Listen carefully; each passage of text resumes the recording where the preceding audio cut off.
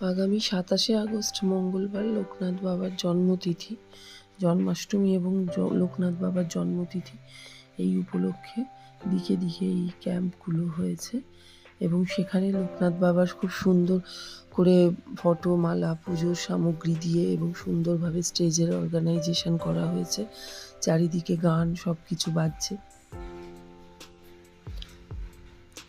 এই রকমই একটি জনসমারোহের স্টেজ যেখানে সাজানো আছে, সেখানে আমি বেশ কিছুক্ষণ দাঁড়িয়েছিলাম। তো দেখে খুব ভালো লাগলো এবং শুধু একা আমি নই, বহু জনগণ এখানে এই সমারোহতে এবং এখান থেকে যে ভক্তরা কছুয়া ধামের জন্য যাত্রা করছে সেখানে সবাই ভিড় করে দাঁড়িয়ে আছে। তো আমি এরকম একটি জায়গাতে দাঁড়িয়ে খুব ভালোভাবে এই জিনিসগুলো দেখলাম এবং সেখানে দেখতে পেলাম যে বিভিন্ন সুসজ্জিত বাঁক আছে। বাঁক নিয়ে সবাই যাত্রীরা যাচ্ছে, কেউ গাড়ি করে, কেউ পায়ে হেঁটে। রাস্তার দুদিকে লোকনাথ বাবার স্টেজ করা হয়েছে।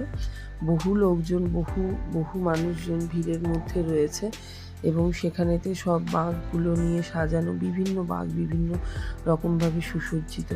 জলের ট্যাঙ্ক, সরকারি জলের ট্যাঙ্ক রয়েছে, সেই জলের ট্যাঙ্কে জলের ব্যবস্থা রয়েছে ভক্তদের জন্য। ভক্তরা সবাই এই লোকনাথ বাবাকে জল ঢালার জন্য এই কছুয়া ধামেতে সেখানে যাচ্ছে। তো বাবা লোকনাথের জন্মতিথি জন্মাষ্টমীর তিথিতেই জন্ম।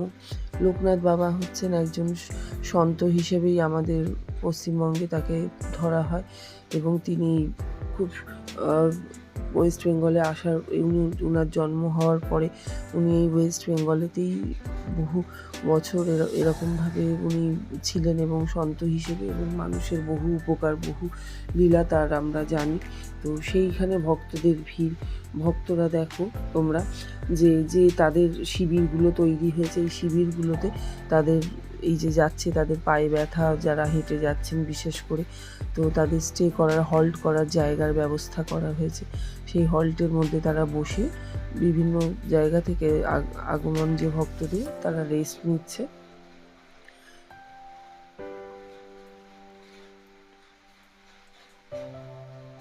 রাস্তায় বহু মানুষ দাঁড়িয়ে রয়েছে, এইগুলো ইনাদের দেখছে। আমিও দেখছিলাম বাবার ফটোতে মালা দিয়ে এবং ধূপ জেলে, প্রদীপ জেলে সুন্দরভাবে সাজিয়ে পুজোর আয়োজন করা হয়েছে। বাবা লোকনাথ, ওনার বিখ্যাত বাণী হচ্ছে, রণে বনে জঙ্গলে যেখানে যখনই বিপদে পড়িবে আমাকে স্মরণ করিও, আমি সবসময় উপস্থিত থাকব। এই আশীর্বাদ উনি তার ভক্তদের জন্য দিয়ে গেছিলেন। শুধু তাদের হল্টের ব্যবস্থা নয়, এখানে শিবিরেতে ভক্তদের খাওয়া দাওয়ারও অ্যারেঞ্জমেন্ট করা হয়েছে। বহু বড় বড় কন্টেনার, ডেচকি, এগুলোতে করে, এগুলোর মধ্যে লুচি থেকে আরম্ভ করে লুচি আর পাঁচমেশালি সবজি, পায়েস, চাটনি, এই সমস্ত ব্যবস্থা করা হয়েছে। বহু মহিলা এই কাজেতে যুক্ত হয়ে আছেন, তারা লুচি করছে, ডেচকি লুচি এবং তরকারি করে রাখা রয়েছে, সেগুলো ঠান্ডা হচ্ছে। তো সেইখানেও আমি গেলাম এবং গিয়ে দেখলাম আপ্লুতভাবে যে সমস্ত বৌদিরা এইগুলো অ্যারেঞ্জমেন্ট করছে, তারা নিজের হাতে রান্না করছেন। শিবিরেতে রান্নার আয়োজন রয়েছে ভক্তদের সেবার জন্য। আমরা সবাই জানি জীব সেবাই শিব সেবা। আজ সেই সেবাতেই মানুষ এই উদ্দেশ্যেই জীব সেবা করছে। যারা ভক্তরা, তারা তো কছুয়া ধামে বাবাকে জল ঢালতে চলেছেন, এই ভক্তদের সেবার জন্যই এই আয়োজন। এই ক্যাম্পগুলো শুধু এখানে নয়, বহু জায়গায় করা রয়েছে। বাতাসা, জলও দেওয়া হচ্ছে সবাইকে, সকল যাত্রীদের এবং যারা দেখছে তাদেরকেও। তো এই সমস্ত আয়োজনের মেতে আছে সবাই। সেখানে আমি দেখলাম কড়াতে, বড় কড়ায় ফুটন্ত তেলে গরম গরম লুচি করা হচ্ছে।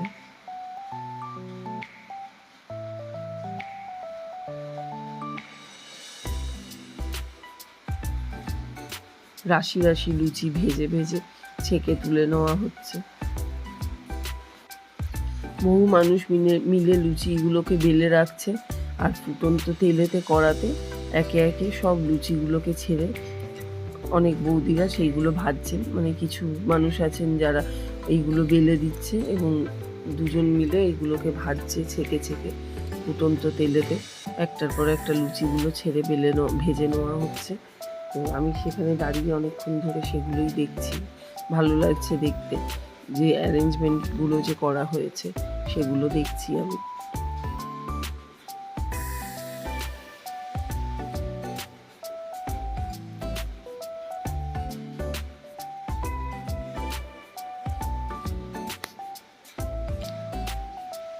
ওনাদেরই জিজ্ঞেস করে নিলাম যে ঢাকা দেওয়া রেচকিগুলোয় কি আছে, তো বললেন যে 5 মেশালি তরকারি রয়েছে, লুচির সঙ্গে দেওয়া হবে, আরও ব্যবস্থা রয়েছে পায়েসের, চাটনির।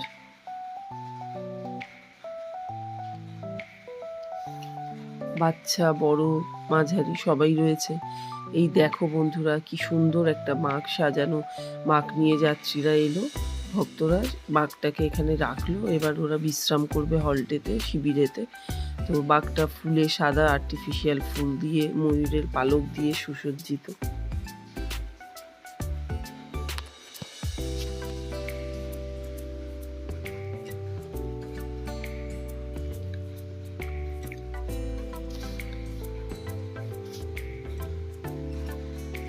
কতগুলো কম বয়সী মেয়ে বসে পায়ে হাত দিয়ে রেস্ট নিচ্ছে। তাদেরই মধ্যে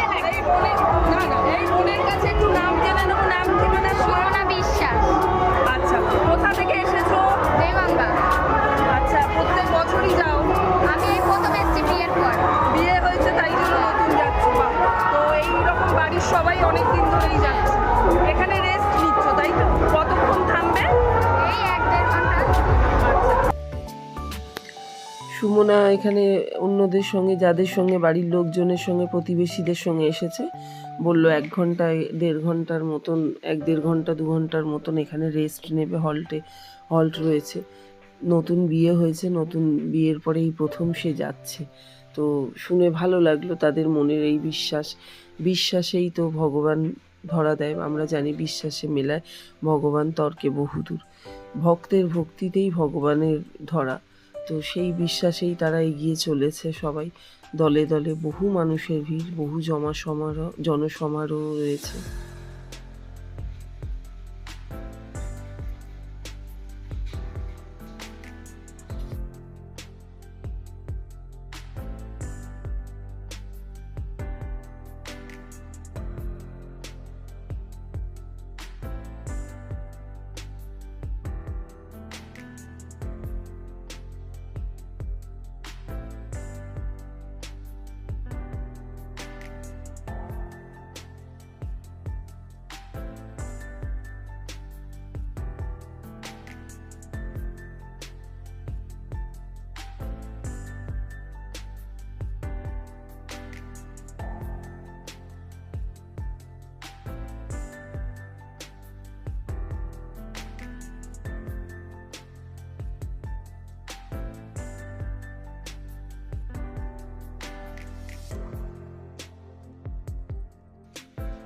রাস্তা, যে মেন রাস্তা, তার দুদিকেতে 2টো স্টেজ করা হয়েছে।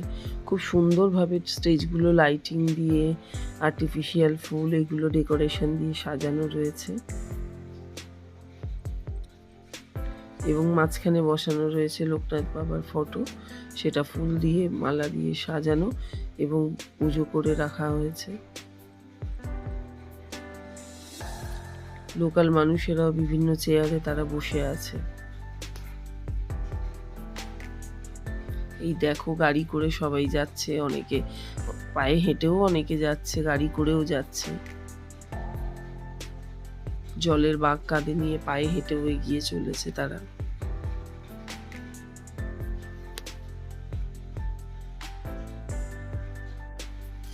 আমাদের বাবা লোকনাথ ব্রহ্মচারী, ইনি কচুয়া ধামকে তার জন্মস্থান হিসেবে ধরা হয়। ইনি 1970 খ্রিস্টাব্দে জন্মগ্রহণ করেছিলেন এবং সেই সময়তে জন্মাষ্টমী তিথিতেই তিনি জন্মগ্রহণ করেছিলেন। তাই এই দিনটাতে ভক্তরা জল ঢালার জন্য দিকে দিকে, স্থানে স্থানে থেকে ভক্তরা সেইখানে যায়, বাবার মন্দিরেতে জল ঢালতে বাবাকে যান। কেননা শিবের অবতার বলেই তাকে আমরা সবাই জানি।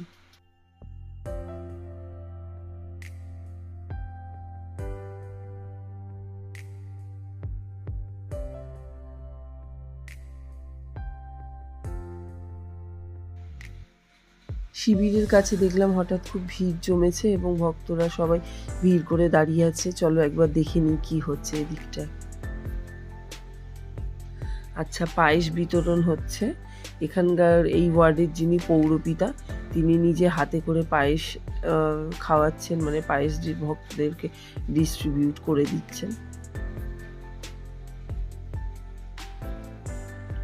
বাটিতে করে পায়েস দেওয়া হচ্ছে।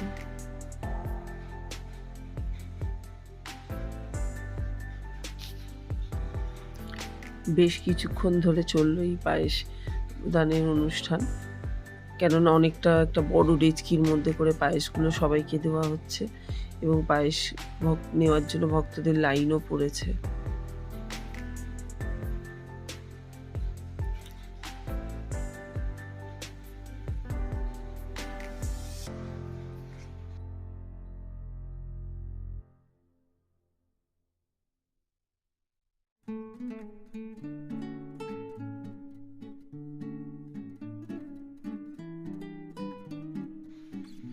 আমিও এক কণা প্রসাদ গ্রহণ করলাম, পায়েস খেলাম।